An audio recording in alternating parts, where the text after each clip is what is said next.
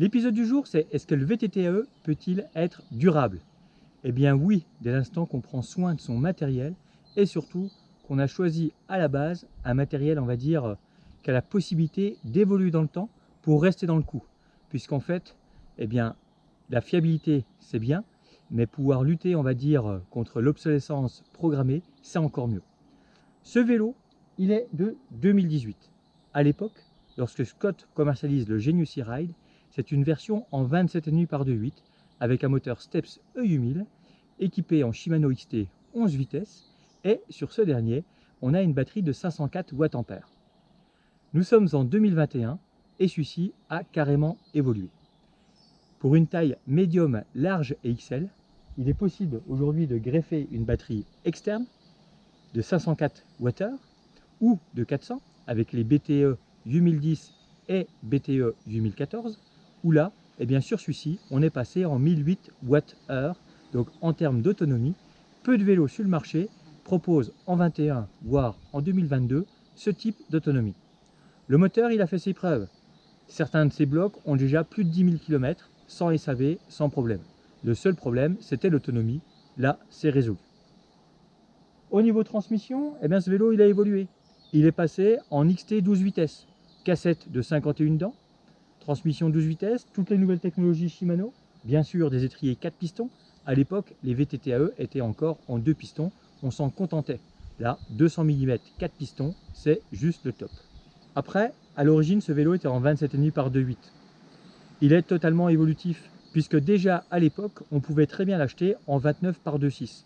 Du coup, vous pouvez très bien le faire évoluer vers du 29 par 2.6, comme la plupart des vélos qui sont au catalogue aujourd'hui des fabricants, mais vous pouvez aussi vous essayer, on va dire, à des choses un peu plus fantaisistes, telles que le mulet. Donc j'aime pas cette appellation, hein. J'ai fait un sujet sur quoi penser du mulet, je vous invite à le regarder, je ne veux pas rentrer dans le détail. Donc le principe c'est une roue de 29 à l'avant, une roue de 27,5 à l'arrière. Et là, eh ben, ce vélo est totalement compatible avec ce genre de fantaisie. Donc, il est encore plus durable puisqu'il peut coller, on va dire, à toutes les tendances, à toutes les évolutions. Après, en termes de géométrie, de cinématique, on est sur un vélo avec un point de pivot ultra moderne puisque la plupart des vélos aujourd'hui qui roulent en Coupe du Monde, marathon ou trail ou même enduro ou DH ont un point de pivot principal qui est fixé, on va dire, basé juste au-dessus de l'axe de pédalier. Ça limite le pompage, ça rend la suspension plus efficace, ça limite les sauts de chaîne, c'est vraiment une grosse évolution. Ceux qui ont roulé dans les années, on va dire fin 90 en DH, en enduro, tous les ans quand on changeait le matériel, eh bien, on voyait clairement qu'il y avait une évolution en termes de suspension arrière. Et là, en 2021, il existe encore des vélos avec les points de pivot qui sont tout en arrière. Encore ici, là, tout là derrière, 5 cm plus loin qu'on va dire la normalité des vélos sans moteur. Ce vélo, à l'époque, il était déjà ce que j'appelais de troisième génération, comme les Rocky Mountain, où Rocky Mountain ne sont pas embêtés. Ils ont pris une machine qui marche de folie, et là où il y avait du vide, là où il y avait de l'air, ils ont greffé leur propre moteur et leur batterie. Et du coup, eh bien forcément, ça en fait une machine qui marche du feu de Dieu. Pas étonnant que cette machine ait d'ailleurs déjà été élue en vélo de l'année sur Vélo Vert. Du coup, c'est clair que cette cinématique elle est super importante. Et d'avoir une bonne base, eh bien, ça permet à moindre coût de faire évoluer sa machine, qu'elle soit tout le temps au goût du jour et d'avoir un vélo durable.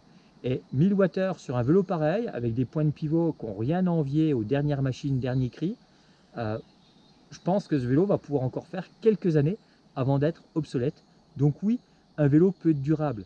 De la même manière, les Scott Genius S-Strike en génération 4 ou encore les A-Bike et les Orbea, toujours en génération 4 de chez Bosch, qui peuvent être montés en dual batterie. On avait fait un point un petit peu sur le dual batterie. Tous ces vélos qui ont une capacité en termes d'autonomie qui est évolutive, qui peuvent être passés en 1025 ou 1125 Wh, et bien forcément sont beaucoup plus durables puisque acheter un vélo en 2021, en 2022 avec autant de capacité d'énergie, eh bien c'est la garantie que dans 10 ans, vous puissiez encore rouler avec les copains qui auront acheté le dernier cri en termes d'autonomie.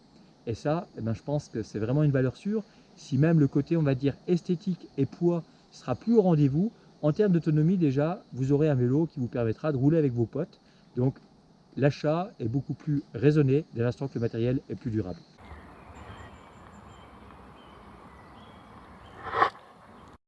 Et bien sûr, l'essentiel, c'est de prendre soin de son matériel, le lavage, nettoyage régulier, le petit entretien courant, les pièces d'usure, la lubrification, mais surtout également le stockage à la maison et bien sûr le stockage hivernal, tous des sujets qu'on a déjà eu l'occasion de traiter.